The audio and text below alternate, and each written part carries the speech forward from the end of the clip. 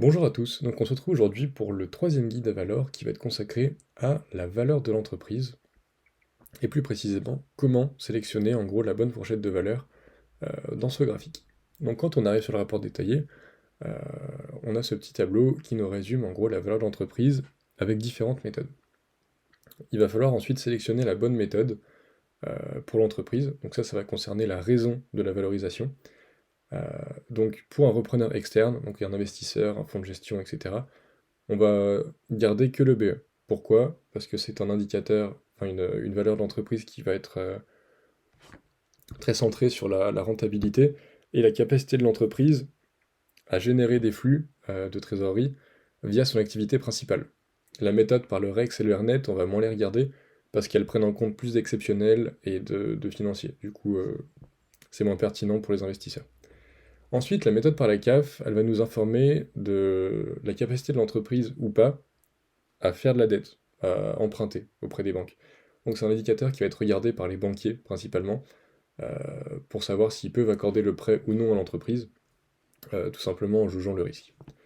Ensuite, la méthode du goodwill, donc elle c'est une méthode plus patrimoniale qui va être consacrée euh, par exemple à la cession à un proche ou des discussions entre associés, parce qu'elle va vraiment se concentrer sur la valeur de l'entreprise, de son patrimoine et sa capacité à faire des flux dans le futur, des flux de trésorerie. À pas confondre avec la méthode DCF, parce que la méthode DCF prend très très peu en compte le patrimoine, même pas du tout, et se concentre que sur la capacité de l'entreprise à générer des flux dans le futur. Donc à ne pas confondre. La méthode du goodwill est beaucoup plus complexe et nous informe davantage sur le patrimoine de l'entreprise. Ensuite, les paramètres utilisés pour la valorisation.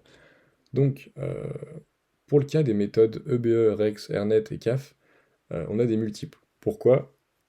Parce que pour calculer ces méthodes, il faut d'abord calculer les indicateurs, donc EBE, REX, RNET et CAF, puis y ajouter un multiple, comme on peut les voir ici. Ces multiples peuvent être retraités, euh, tout simplement si le dirigeant n'est pas satisfait des multiples, etc., il peut les retraiter à condition qu'il y ait une réelle raison derrière. Voilà. Il ne peut pas les retraiter juste pour faire monter la valeur de l'entreprise. Il faut qu'il y ait une raison valable pour modifier le multiple et ensuite modifier la valeur de l'entreprise. Et enfin, le taux d'actualisation moyen, il va être inutile pour les 4 premières méthodes, mais va nous servir pour le goodwill. Étant donné que le goodwill, il n'y a pas de multiple dessus, c'est pas un indicateur, c'est une méthode à part entière, du coup il nous faut un taux d'actualisation moyen. Voilà.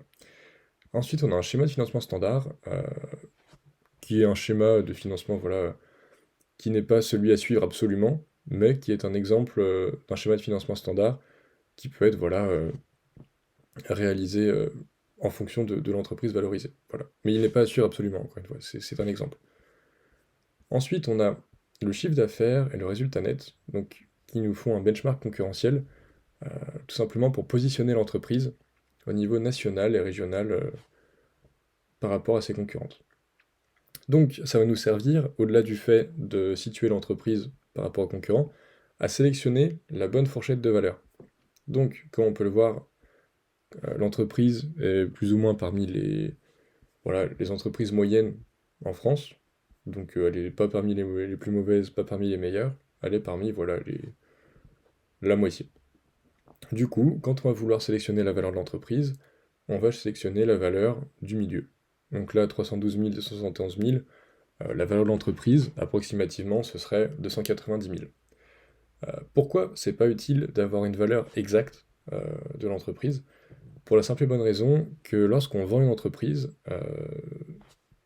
en fait, il faut faire la différence entre la valeur et le prix. La valeur, ça va servir de base pour négocier le prix. Donc, que la valeur soit de 290 000 ou de 291 200, ça nous est égal, étant donné que derrière, ça va être négocié et que du coup, le prix va plus ou moins monter ou baisser. Voilà. Donc, faut bien différencier, pardon, la valeur et le prix. La valeur, ça sert vraiment de base à la négociation. Voilà, faut pas confondre avec le prix qui, lui, est le prix final auquel l'entreprise va s'échanger. Voilà. Donc, bah, c'était tout pour moi. J'ai pas plus de choses à vous dire à propos de la valeur de l'entreprise et comment, du coup, sélectionner la bonne valeur.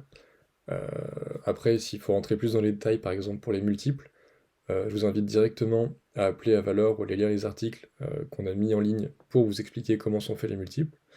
Et sinon, voilà, c'était tout pour moi. Très bonne journée, au revoir.